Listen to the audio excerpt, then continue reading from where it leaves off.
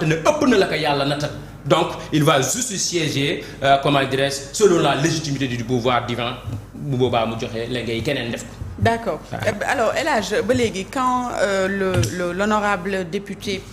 chroniqueur Cheikh Bara raille le président de la République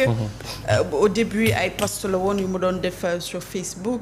après mu toog ci télé bi muy chroniquer daal di joxoñ baaraam ki nga xamante ni moo di le président Sénéral ci loolu daal di def benn lettre daal di avertir groupe ba nga xamante ni kaddu ya foofu la ko yëkkatee woon di ko avertir que le président de la République dañ ko war a am benn respect boo xamante ni dañ ko war a jox aujourd'hui après que Sénéral délivré boobu les lettres on a vu que l'honorable député Cheikh Bara il persiste et il signe que li muy waxoon démb ba tey ci loolu la nekk ñu bari daal di juger ne que peut-être mën na nekk ay kàddu yoo xamante ni c'est irrespectueux envers le président de la République yéen au sein de la coalition Diomaye président nan ngeen di accueillir yooyu les propos yu ñu ñëw chaque jour di ko teg seen kaw di ko teg aussi ci kaw ki nga xamante ni moo di njiitu réew mi ban appréciation ngeen ci def yéen. Donc au sujet de Bara Ndiaye moi je vais dire juste que Bara donc il est vacciné contre la compréhension. Il ne respecte pas les lois de la logique. tey bu logique amoon Bara devrait être premier à la queue à l'Assemblée nationale parce que aujourd'hui et ça j'interpelle même le gouvernement pour ñu am ay réformes yoo xamante ne ci la ñuy tànnee député. Je crois bien que si vous êtes un représentant du peuple si votre pouvoir a été délégué par le peuple vraiment vous devez avoir un certain nombre de comportements dans l'hémicycle. mënuma comprendre nga ne yow da ngay représenter le peuple a choisi démocratiquement un président de la République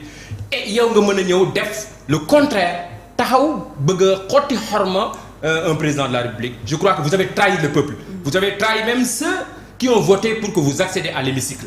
te loolu man en tant que membre de la coalition Diomaye en tant que citoyen simple rek je condamne ça jusqu'à la dernière énergie et que moom war nañ ko mën a recadrer parti bu mu mën a bokk war na mën a moom wane image bu rafetu parti boobu ba ñi nga xam ne ñoom dañoo doon contre parti boobu sax mën a roy ci moom pour dugg ci parti mais si aujourd'hui ñu tegal la les paroles de Bara Ndiaye d'hier et d'aujourd'hui nga xam ne kon amul benn crédibilité aujourd'hui pour taxaw di ñu jox ay leçons de morale le président de la République de tous les Sénégalais. Bara Ndiaye n'incarne pas le nouveau type de d'équité bi nga xamante ne moom la ñu soxla pour comment dire une assemblée de rupture. Une assemblée boo xam ne c'est basé sur la connaissance la compétence sur des propositions de loi et une assemblée boo xamante ne elle a compris sa mission qui est de contrôler l'action du gouvernement. yow ñu lay contrôler loo action du gouvernement ngay jéem a changer l'hémicycle en une turbine politique. te loolu laa wax ne man mënuma ko d'accordal Bara Ndiaye ci benn côté amul benn légitimité amul benn wareef bu tax Bara Ndiaye mën a jël sañ-sañ rek attaquer le président de la République tegul ko ci xam-xam tegul ko ci yar tegul ko ci teggin. parce que bu doon ci yar la mooy doomu aadama bi nga xam ne yàlla moo ko comment dire teg à sa place moo ko choisir ne leen jiital ma réewu sàngam kon yow boo weegoon yàlla en tant que même guide religieux bi ngay wax yow di nga xamante ne kii nii tegu fi boppam kon nga respecte ko parce que Dieu l'a voulu si Dieu n'avait pas voulu comme la présidence de Diomaye il n'allait jamais être un président de la République ici au Sénégal Ndiaga Ndiaye Diomaye n'a jamais songé d'être un président de la République donc ay la yéwén sax mu nekk li ko yàlla fal nga mën ko respecter loolu mais en contrepartie même son mentor politique mos na leen wax ne nañu xoolaat suñu comportement je ne peux pas comprendre aujourd'hui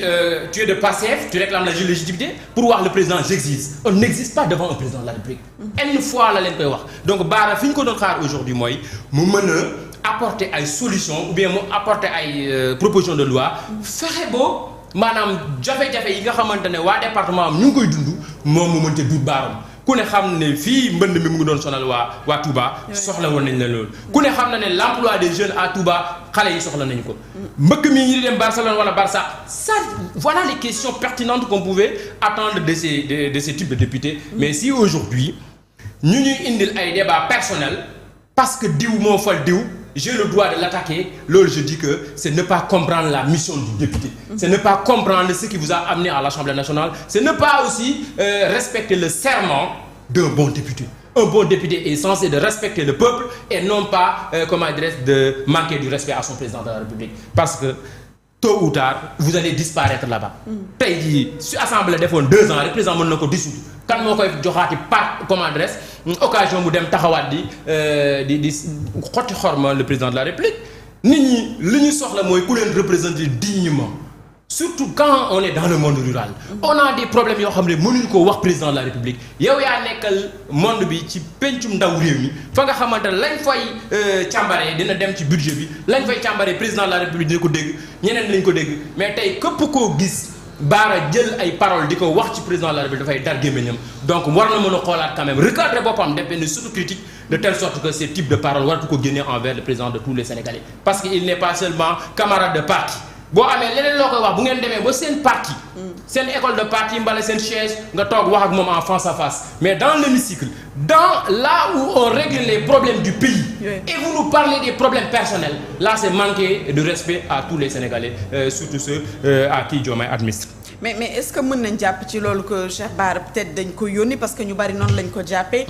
Cheikh Bara wax nga ko léegi ban fit la am ban légitimité la am bay jàkkaarloog président di yëkkati yenn xeetu kàddu yi. ñu bari nee nañu bu amee boobule assurance. génn di wax parce que li muy wax bari na ñoo xam ne bu nekkoon wax nañ ko heure bi peut-être xëy na caabi féete na leen ginnaaw mais moom lan lu dëgër la ci la teg ay tànkam lu dëgër këcc loo xamante ni moo koy permettre muy gën di dem di ci vers benn genre dualité peut-être entre moom ak le président. effectivement parce que sabar bu amee sa kër dafa neex borom kër ga.